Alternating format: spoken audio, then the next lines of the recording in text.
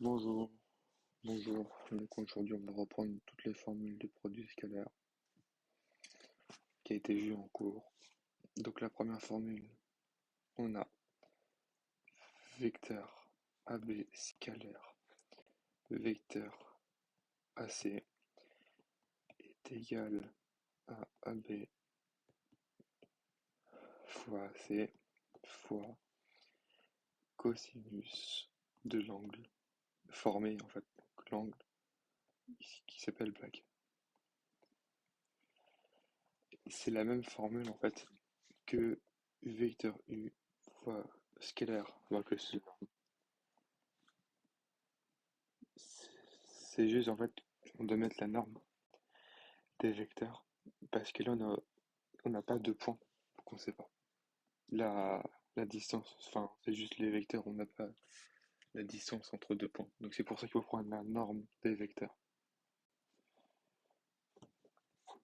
Et ici, donc voilà, donc c'est la même formule.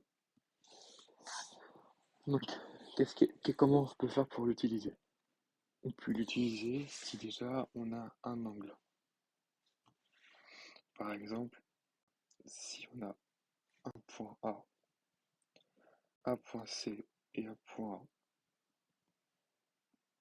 B, là on peut l'utiliser parce qu'on va avoir ici un angle formé de longueur.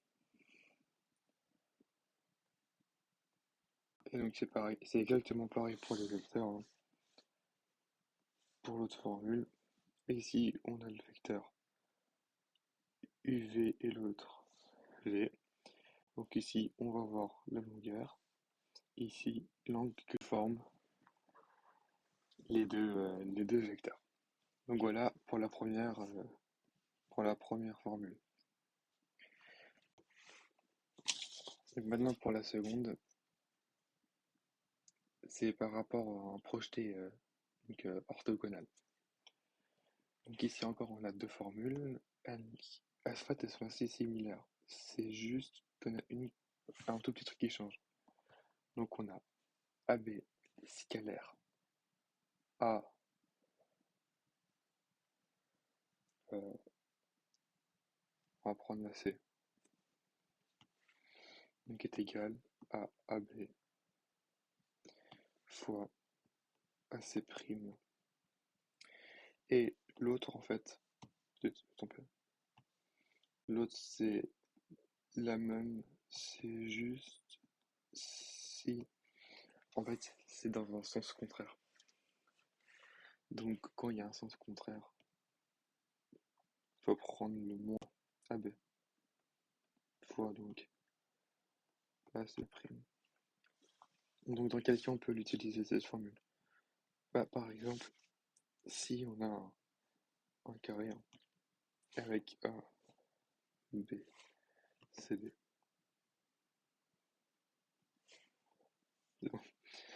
Bah, par exemple, si on demande pour le scalaire de AB, donc si on va noter, si on demande le vecteur AB sur A scalaire, par exemple, je sais pas, AC, c'est égal à quoi? Bah donc on a AB sur AC. Donc là on a ici donc on a l'angle ne bouge pas. Donc ça restera, j'ai juste marqué en dessous, c'est plus place A. Et cet angle-là, il va aller là. Donc ça va devenir l'angle B'. Donc voilà, c'est juste cette formule-là qui est importante à retenir. Enfin, voilà, donc là, c'est la deuxième formule qui est importante à retenir. Donc pour poursuivre, après on en a une autre. Donc là, c'est qu'on a des coordonnées. Donc la formule, c'est celle-là. Donc c'est un U scalaire V est égal à X fois X' plus Y'. Cette formule, elle marche qu'avec des coordonnées de vecteurs. Donc par exemple, on a AB vecteur. par exemple, si on a ça, là on peut les utiliser, parce que là on a des vecteurs. Par contre, faut pas confondre. C'est vraiment très très différent de ça. De juste, en fait, on peut pas.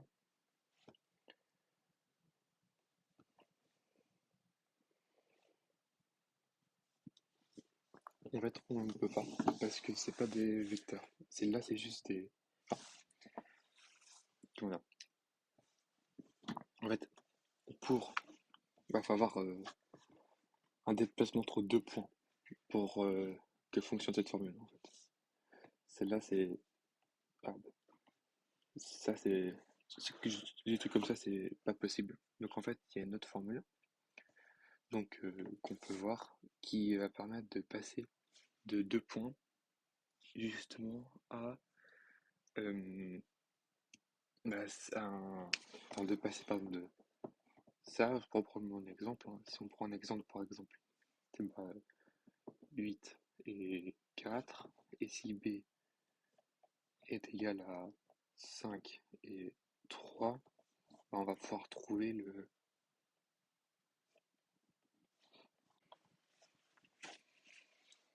Donc, la formule que je vous la redonne.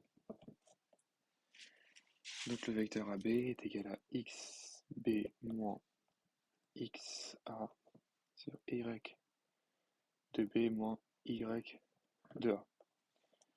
Juste, petite parenthèse, parce qu'il y a encore beaucoup de personnes qui se trompent pour savoir quelle lettre faut mettre en première ou en deuxième. Faut se dire, la lettre qui est ici, elle vient toujours en premier ici. Peu importe le cas en fait. C'est le mémotechnique qui est facile à retenir. Donc voilà, faut bien retenir. Et l'autre, donc, en proportion de couleur, l'autre, il va avec le deuxième. Bien se retenir le plus proche avec le premier. Donc voilà. Donc, bah ici on peut calculer un XB, ça fait 5 A moins 8.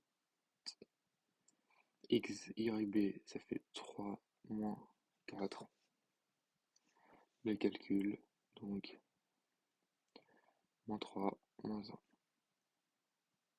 Donc là, on a trouvé les coordonnées. Donc avec ça, on peut l'utiliser dans la formule ici. Ok? Et la formule, faut juste pas confondre avec une autre formule qui est assez similaire. Là, c'est juste pour trouver la longueur de point en fait.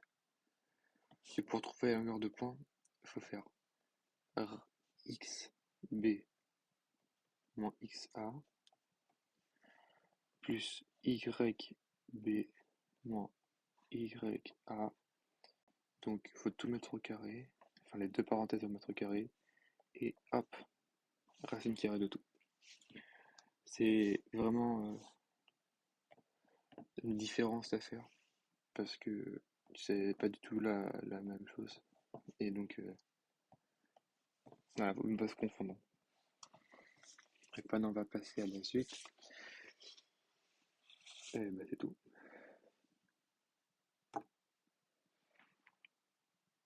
Bon bah merci de m'avoir écouté, et puis bah, j'espère que vous avez compris. Sinon, n'hésitez pas à poser des questions.